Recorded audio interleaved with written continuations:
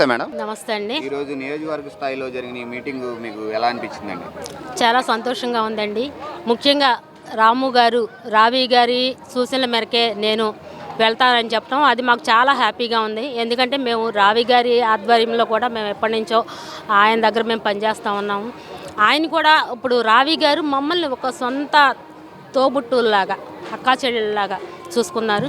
అట్లాగే కూడా మా మీద అదే కేర్ తీసుకున్నారు. దానికి కొంత మేము బాధపడినది మాత్రం వాస్తవమే, ఆయనకి సీట్ ఇవ్వలేదని చెప్పి. ఆ బాధతోటి మేము కొన్ని విభేదాలు ఉన్నాయి, అవన్నీ కూడా ఈరోజు సమసిపోయినాయి. అట్లాగే రావి గారు కూడా మమ్మల్ని మాకిచ్చే విలువ గౌరవాలతోటి మమ్మల్ని చూసుకుంటే, అట్లా మేము అధిష్టానం ఎవరినైతే నిర్ణయించిందో వాళ్ళకి పనిచేయటం ముందర ఫస్ట్ తెలుగుదేశం జెండా ఎగరవేయాలి గుడివాడలో. మరి బూతుల మంత్రిని సాగనంపాలి. అట్లాగే ఈ సైకో జగన్మోహన్ రెడ్డిని కూడా సాగనంపటాకే మేము అందరం కూడా కంకణం కట్టుకుని పనిచేస్తూ ఉన్నాము. మరి ఈ జగన్మోహన్ రెడ్డి ప్రభుత్వం వచ్చిన తర్వాత కూడా ఎటువంటి అభివృద్ధి అనేది లేదు. ఏదో జనాలకి పప్పు బెల్లాలుగా డబ్బులు పంచుతున్నాడు. పంచి ఒక వంతు ఇస్తే 9 వంతులు లాక్కుంటున్నాడు జనాల దగ్గర. అన్ని వివిధ రకాల్లో ఇప్పుడు నిత్యావసర సరుకులు అవనివ్వండి, కరెంట్ బిల్లు అవనివ్వండి, అట్లా ప్రజలు కూడా చాలా ఇబ్బంది పడుతూ ఉన్నారు. వీళ్ళందరూ కూడా ఎప్పుడు తెలుగుదేశం ప్రభుత్వాన్ని గెలిపించుకుందామా, ఎప్పుడు ఎలక్షన్స్ వస్తాయా అని చెప్పి కూడా ప్రతి ఒక్కళ్ళు కూడా ఎదురు చూస్తూ ఉన్నారు. అంటే ఇప్పుడు చెప్పండి, దాదాపు 20 సంవత్సరాల నుంచి గుడివాడలో ఎటువంటి అభివృద్ధి లేదు. 4 సార్లు ఎమ్మెల్యేగా ఉన్న కొడాలి నాని గారు కూడా ఒకసారి మంత్రిగా చేశారు. అభివృద్ధిలో ఏ రకంగానూ గుడివాడ ముందుకెళ్ళలేదు. దీన్ని మనం ఎలా చూడాలి? వెళ్ళలేదండి. ఏ రకంగా కూడా అభివృద్ధి అసలు కార్యక్రమాలు అనేవి కూడా ఆయన ఏమీ చేయలేదు.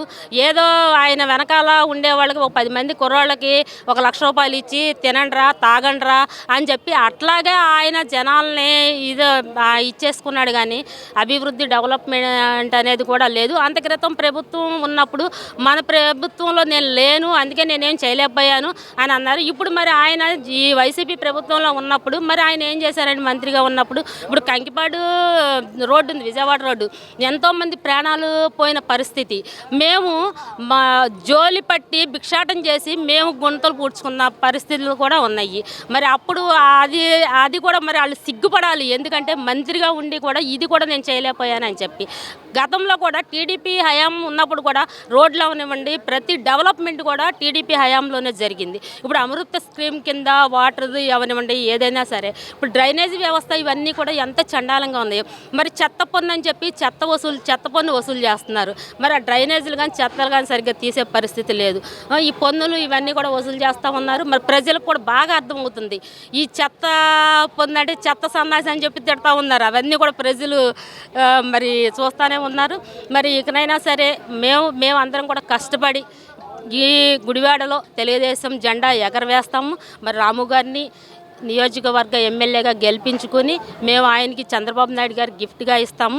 అట్లాగే మరి రాము గారు కూడా రావి గారి సూచనలతోటి ఆయన్ని కలుపుకొని వెళ్ళి మరి మా అందరినీ కలుపుకొని శుభ్రంగా చేస్తే మేము కష్టపడతామని చెప్పి తెలియజేసుకుంటాం. నమస్తే అమ్మా. నమస్తే అండి. ఎక్కడి నుంచి వచ్చారు? మాది గుడివాడ అండి. ఏ వార్డు? మాది గుడివాడ, ఇప్పుడు 5th వార్డులో ఉంటామండి. చెప్పండి, ఈరోజు నియోజకవర్గ స్థాయిలో తెలుగుదేశం పార్టీ కార్యకర్తల సమావేశం జరిగింది. ఏమనిపిస్తుంది మీకు? మాకు సంతోషంగా ఉందండి. రావి గారి అడుగుజాడల్లో రాము గారు నడుస్తానా అనే ఇది బాగుంది.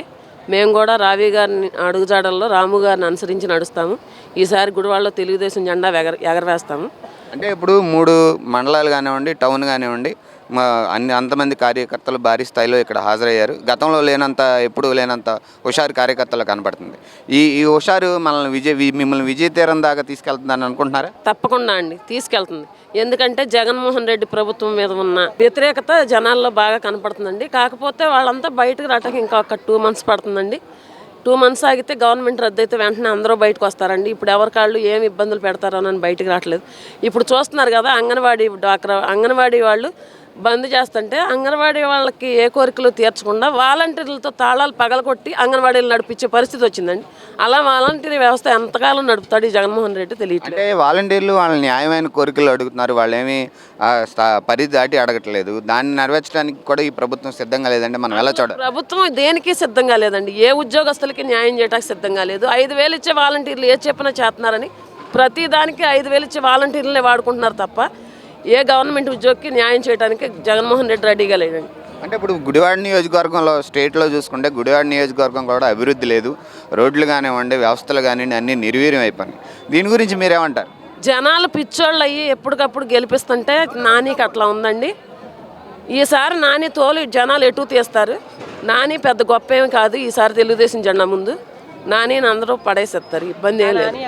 ఆ నాని వచ్చింది కూడా టీడీపీ జెండా పట్టుకునే వచ్చాడు. అయినా కానీ పార్టీకి ద్రోహం చేశాడు. ఏంటి ఆ ద్రోహం ఏంటో ఇప్పుడు టీడీపీ పార్టీ వాళ్ళు తప్పకుండా చూపిస్తారండి. అంటే 2024 ఎలక్షన్లో ఓడాలని ఓడిపోతున్నారా? తప్పకుండా ఓడిపోతాడండి, తప్పకుండా ఓడిస్తాం. రాము గారి అడుగుజాడల్లో నడుస్తూ తప్పకుండా నాని గారిని ఇంటికి పంపిస్తాం.